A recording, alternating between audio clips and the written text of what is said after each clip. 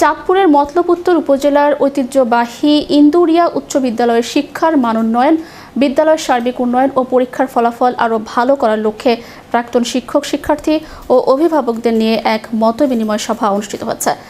আজ সকালে বিদ্যালয়ের হলরুমে সর্বস্তরের শিক্ষক, শিক্ষার্থী, অভিভাবক ও প্রাক্তন শিক্ষার্থীদের উদ্যোগে এ মতবিনিময় সভার আয়োজন করা হয়।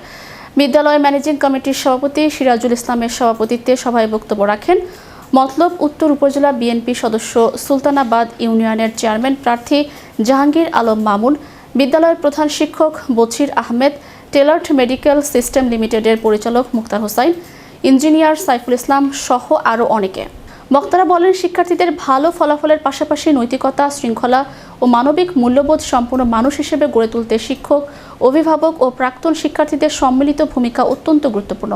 বিদ্যালয়ের শিক্ষার পরিবেশ আরও উন্নত করা, শিক্ষার্থীদের নিয়মিত উপস্থিতি নিশ্চিত করা এবং পরীক্ষার ফলাফল ভালো করার বিষয়ে সবাইকে একসঙ্গে কাজ করতে হবে।